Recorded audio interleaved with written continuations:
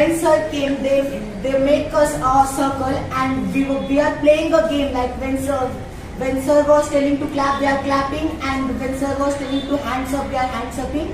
Actually, we are not playing.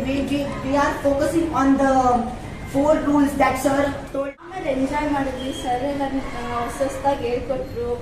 ಆಮೇಲೆ ಕೆಲವು norms ಹೇಳ್ಕೊಟ್ರು ಸರ್, ಅದನ್ನ ಫಾಲೋ ಮಾಡಿದ್ವಿ. ಆಮೇಲೆ ನಮ್ಮದೇ ಅಂದರೆ ಬರೀ ಸ್ಕೂಲ್ ಅಂದ್ಕೊಂಡು ಸ್ಟಡೀಸ್ ಅಂದ್ಕೊಂಡು ಅಲ್ಲೇ ಮಾಡಿದ್ದು. ಇಲ್ಲೊಂಥರ ಬೇರೆ ಡಿಫ್ರೆಂಟಾಗೆಲ್ಲ ಟ್ರೈ ಮಾಡಿದ್ವಿ.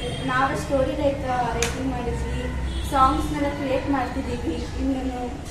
ಆಮೇಲೆ ಸ್ವಲ್ಪ ಎಂಜಾಯ್ ಮಾಡಿದ್ವಿ ಜಾಸ್ತಿ. पहले मुझे ऐसा लगा था बोरिंग होगा क्लास, तो मैंने स्टार्टिंग में स्टोरी बुक भी लेके आया था कि अगर बोरिंग लगेगा तो मैं स्टार्ट कर दूंगी पढ़ना वहीं, बट मुझे नहीं पता था कि इतना इंटरेस्टिंग होगा।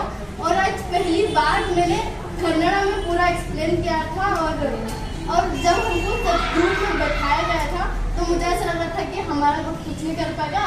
एक तो मुझे कन्नड़ा उतना ढंग से आता नहीं, तो वेल बट वो लोग अपने अपने टैलेंट दिखाए थे कि हाँ वो लोग कुछ कर सकते हैं, बट वो लोग क्लास में से बिल्कुल नहीं रहते जैसे आज थे वो लोग। मैंने एक्सपेक्ट ही नहीं किया था इतना अच्छा क्लास होगा करके। ரொம்ப போரா இருக்கும் நினைச்சேன், பார்த்தா இப்போ ரொம்ப ஜாலியா இருக்குது. அப்புறமா எங்க கிளாஸ்ல தனுஷ் எல்லாம் எங்க நின்று பேசுவானா எனக்கு தெரியாது, பட் இங்க அவன் ரொம்ப நல்லா பேசினா.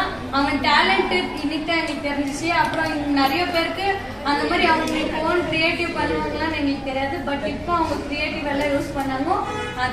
அவங்க மைண்ட்ல இருக்கிறது எங்களுக்கு புரிஞ்சிச்சு. அப்புறம் தனுஷ் தான் எனக்கு ரொம்ப ரொம்ப பிடிச்சி. அவன் கிளாஸ்ல ரொம்ப சைலண்ட், ஒரே ஒரு ஆன்சர் கூட சொல்ல மாட்டான். அவன் இன்னைக்கு ஏஞ்சி அவங்க ಗ್ರೂಪ್ல ಕ್ರಿಯೇಟ್ பண்ண ಸ್ಟೋರಿ சொன்னா ரொம்ப ಸ್ಕೂಲಲ್ಲಿ ಕ್ಲಾಸಲ್ಲಿ ಇದ್ದಾಗ ಸುಮ್ಮನೆ ಬೋರ್ಡ್ ಮೇಲೆ ಬರ್ತಿರೋದು, ಸುಮ್ಮನೆ ಬರ್ಕೊಂಡು ಹೋಗ್ತಿದ್ವಿ, ಫ್ರೆಂಡ್ಸ್ ಜೊತೆ ಜಾಲಿಯಾಗಿರ್ತಿದ್ವಿ, ಮೈಂಡ್ ಅಷ್ಟೊಂದು ಉಪಯೋಗ ಮಾಡಿಸ್ತಿರ್ಲಿಲ್ಲ. ಇಲ್ಲಿ ಬಂದ್ಮೇಲೆ ಸ್ವಲ್ಪ ಸ್ಟೋರಿ ಬರ್ಸೋದು